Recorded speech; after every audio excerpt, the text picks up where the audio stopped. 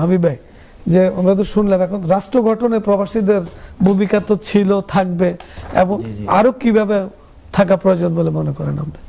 দেখেন, আমাদের বিভিন্ন বিষয়ে যে এক্সপার্টিস যারা আছেন, জি, আমি মনে করি যে সরকার পরিচালনায় বা রাষ্ট্রের বিভিন্ন গুরুত্বপূর্ণ জায়গায়, স্পেশালি বহির্বিশ্বের সঙ্গে ডিল করার বিষয়গুলোতে, যে আমরা যারা প্রবাসী আছি, আমাদের মধ্যে থেকে যারা এক্সপার্টিস বিভিন্ন বিষয়ের উপর, তাদেরকে সরকার কাজে লাগালে দেশ এবং সরকার এবং জাতি হিসেবে আমরা উপকৃত হব।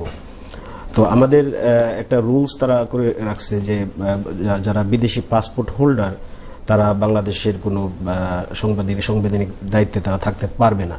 তাই আমি মনে করি এটার পরিবর্তন হওয়া দরকার। এই জন্য মনে করি, দেখেন, ব্যাংক অব ইংল্যান্ডের 2013 সাল থেকে 2020 সাল পর্যন্ত 7 বছর তিনি ছিলেন গভর্নর।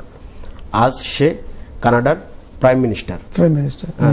তো ভদ্রলোক 3টা দেশের passport holder, Canada, Republic of Ireland and United kingdom, 3টা দেশের পাসপোর্ট হোল্ডার।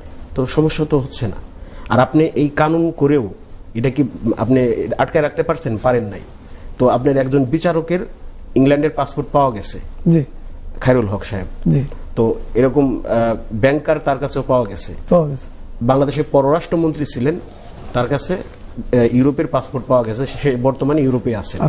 তো আইন কানুন করে তো আপনি এটাকে বাধাগ্রস্ত করতে পারেন নাই বা বন্ধ করতে পারেন নাই। দেয়ারফর আমি মনে করি যে এটাকে আইনেরই পরিবর্তন করে যে সবারকে সম অধিকার দেওয়া। এক্স্যাক্টলি। তো যে যে বিষয় এক্সপার্ট তাকে সুযোগ দেওয়া। আপনার কাছে প্রশ্ন করছি, আমরা আদালতের রায় সত্য মেয়র ইশরাক হোসেনকে সরকার নগর ভবনে বসতে দিচ্ছেন না এবং শপথও দিচ্ছেন না, আন্দোলন হচ্ছে, এইটাকে আপনি কিভাবে দেখছেন?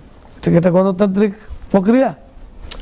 ঠিক বিষয়টাকে পজিটিভলি দেখার, অ্যাটলিস্ট পজিটিভলি দেখার কোনো সুযোগ নেই। সরকার এই বিষয়টার উপরে মানে অযথা সময়, শ্রম, মেধা নষ্ট করছেন, যেটার কোনো দরকার ছিল না। আর কেউ কেউ বলছেন যে তাদের দাবি অনুযায়ী যেহেতু ওই নির্বাচনটাই ছিল অবৈধ, সেহেতু ওই নির্বাচনের মেয়রও অবৈধ।